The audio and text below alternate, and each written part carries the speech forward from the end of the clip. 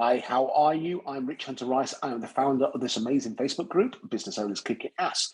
So, a little bit different today. I try and do these interviews weekly and I try and do them live, but it doesn't always work that way. The world gets involved. And this week's chat is with the amazing David Linney photography. And unfortunately, David was working when this is going out live. So, we pre recorded it the day before. So, today's Tuesday. But hey, same great content. And I highly recommend you go and check out David, as the imagery he produces is phenomenal. Anyway, here's the chat. Hope you enjoy it. So, good afternoon, David. Would you like to introduce yourself and explain to everyone what you do? Yes, Richard, thank you for inviting me to this event. My name is David Linney, based in Wolverhampton, and I'm a photographer, commercial photographer. Absolutely. So, how long have you been in photography? You don't have to give me years and whatever else. I wasn't meaning that, but you've been in photography a long time. So, roughly, how many, roughly, what sort of time scale have you been in photography for? I would say over 25 years. Have you really? That's amazing. Yeah. And how did you get into it? It's all probably started with my dad. Really, he had a big interest in photography. Had one of the old cameras. He always seemed to be taking photos of family and friends and wherever we went. He was taking photos and then giving away prints in the old days when you had prints.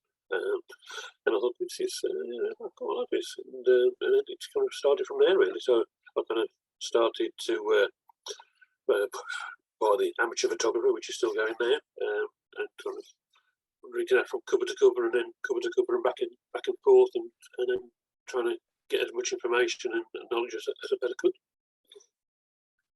So you must have seen some changes over the years in the hardware and the equipment, I can imagine. Yeah. A few. One of my first jobs was as a trainee photographer. It's a big local global company in Wolverhampton, Chublock and Staples, which is still pretty high profile these days. So I was training there. So that was predominantly set in a darkroom environment. So you spent all your days in a lot of the time in the dark, developing and printing with just a red safe light to guide you in the darkness. And but yeah, that's kind of it's all the buzzword these days is a digital darkroom. So gone are the days when you sit down and your hands and your fingers smell of fixer and stock bath and developer, and I was trying to get them clean, and so it's had its good side, it's had its downsides as well, but certainly it's become more accessible to a lot of people. There's a lot of software. Photoshop is kind of the professional kind of edition of accessing just in photos, but there's loads of other kind of apps you can use these days that aren't as expensive or as maybe not equally as good, but you can get some good results with stuff like that, and Instagram filters and play around with photos and hues and saturations, and it's evolved a lot in a short amount of time. Yeah, and I'm sure it's going to carry on as well. It's going to carry on over the near future as well. So, do people not use dark rooms anymore? Are they completely fallen by the wayside, or are there people still out there using them? Very few, to be honest. If you look on, if you went on did a search on eBay and looked at even old film cameras, they're more of a collected item these days, and you can probably pick up an old film camera for a couple of pounds, really. And a professional kind of digital camera these days could be £4,000 or £5,000, so you can see the big difference, really. The only people who tend to use darkrooms these days are kind of students, kind of university or college students who they go back and teach them the old way of doing it, where you see your image just appear out of the bath, really, and, which was at the time really a nice feeling to see your image suddenly appear in front of you. Whereas these days it's very much take the photo and just delete what you don't need, and then on to the next one. So yeah, it's changed massively. it's all part of that instant gratification, isn't it? It's, we need one of the amazing things is being able to see the images instantly rather than waiting, sending them off or doing it yourself or whatever else. So yeah, it's a massive. So talk to me about the day job then. So what do you do?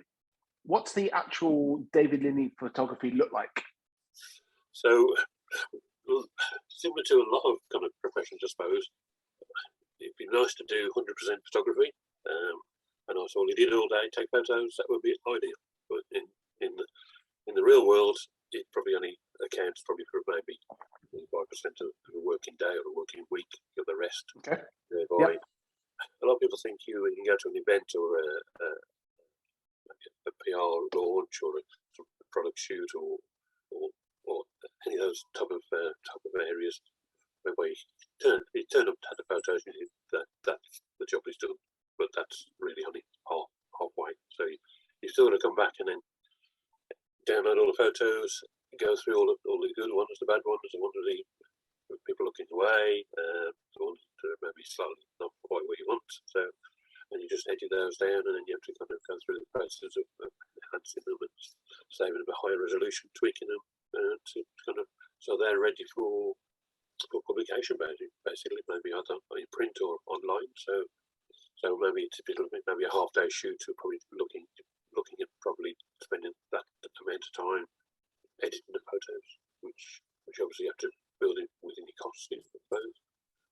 Then you've got the invoicing, the chasing invoices, and do the bits and pieces that make up the day, really, and also looking for new customers. Hence my link up with yourself. Entrepreneurship, it's never an easy one. There's multiple hats, and everyone can appreciate that. Watching this now, they can appreciate the fact there's multiple hats you've got to wear on a daily basis. And if your core role is around photography, there's so many other hats you've got to wear outside of that as well. But yeah, absolutely. Very interesting. So what type of businesses are you working with right now? I'm working with a varied domain, really. I do a lot of work for the Black Country Consortium, which is kind of a local body to try and get people into sport and more healthy. Right. I've been with them for a fair number of years. They do an annual Black Country Games where all the local schools. It's a bit of a kind of an Olympic type event style format where they have all the heats during the schools, and then each school represented by the person who's the best in whether football or netball or basketball or athletics, and then they get to compete as a borough. So it'll be totally Warsaw or Hampton, and they get awarded a trophy at the end of it. That's kind of one place. Another place is a company called who do kind of fittings for a kind of industry, which part of my role is to try and make kind of pipework look appealing to everyone. So which is challenging sometimes, but that's it kind of keeps me motivated to be creative and make products that look basic, but try to make them look appealing so they have a better increase in turnover, more sales, which is the whole idea behind photography, really. Absolutely. So one of the tipping on now to the next question I was going to ask you anyway is that why is it so important people should support or use a professional photographer as opposed to doing it yourself? One of the big changes happened in the years is these things. Yeah. Good old iPhone, especially when the cameras are amazing on there, but still there is a difference there. So why should we invest in working with a professional photographer as opposed to taking the images ourselves? Yeah, I think as you quite rightly say, the things have changed and moved on, and the quality is pretty good and get better. Don't really know how much better they can be, really. But using a professional photographer, I used to get a few years ago before digital. If you say as a principal like yourself, if you're thinking, I could do maybe a brochure. I think I'll do a brochure. I know where I'll do a flyer or that type of thing. And I'll send it out to like 1,000 customers. And the old way I've got to market, I suppose, and it still works okay today. So you go and hire a professional to do the photos. You would never think about doing it yourself, and then that goes out to all your best clients. And then best ones. And then these days, people will resort to using their own phone, which the quality is good. But if you kind of look on various websites, you can always tell them, or I can tell what's been taken by a professional, what hasn't. And it's not just the kind of the quality, that really just is a small part of the image, really. You know, the lighting, the where to compose the photos. So that's where the slight change of focus is really, without where you use a professional rather than you should. Yeah. No, you're absolutely right, and I think it's like night and day. The differences are, I mean, yes, I can take a good picture on an iPhone, but my God, there's no skill involved. I'm just looking, get what I like, and take a picture. Whereas when you're engaged with a professional like yourself, the differences are chalk and cheese. You know, night and day. They are massive, and there's a huge reason why people need to be working professional photographers. So, tips for people starting out. So maybe people in business who can't maybe afford to hire a professional photographer right now. I know it's not massively expensive, not a huge investment, but maybe, you know, they're just starting out. So what tips would you give to someone? Say top 3 tips. Someone take their own imagery and make them look as good as they possibly can. Yeah, if you've got some products, maybe a small products that you wanted to either launching that would fit on maybe like a tabletop, maybe a cup or the whole area. It could be, depending on which industry you're in. It could be pipes, it could be fittings, it could be a whole host of stuff. Something that would fit on a tabletop. Maybe just get yourself if you look on the or you put it something on Amazon or eBay, just put it on a white background. You could have it on a kind of a sheet or a bed sheet type of thing. But needs to make sure it's kind of crease free. It's not going to be or you could just go to maybe an art shop or hobbycraft or something like that, and get a kind of a small roll or a small kind of A3 ream of paper that you can use, and just put that onto a get a desk in the corner, put it nearby to a window light. Nothing, don't have any direct sunshine on it, so there's no shadows. Or if there is sunny outside, then just close the curtains or the blind, and then you should get some starter results really.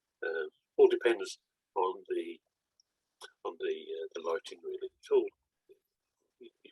when you start to go and get more and more involved, you could add a little light or a flash gun, and you can build it up. But just to start with, you could maybe just do that and just see what the results are. If money's a little bit tight, I know that we're in a difficult situation these days, and you're starting up, all the pennies count. But absolutely, yeah, that'll be a starting point. It's another great way of demonstrating the way that you look at things differently to the average person as well. There's so many factors there you talked about, which I've never even considered as well. I mean, I don't do product photography, don't ever need product photography, don't think I've ever taken any, but there's so many things there I wouldn't have even thought of myself. Very interesting, David. Really appreciate your time today. So if people want to get in contact with you, what's the best way of getting in contact with you? Learning more. Yeah, you can visit my website, which is all the W's at dlinneyphotography.com. That's DLONNEY photography.com. Okay, easy as that. And then you can either give me a call, drop me an email, send me a message. So yeah, just have a look at that, and hopefully if it's of interest, then cool. Give me a share. Perfect. Well, thank you very much for your time. Always very interesting chatting with you. And one of the things I love about these type of chats is having experts in their field, because we all get so excited and so passionate about different things. And photography, there's so much more to photography.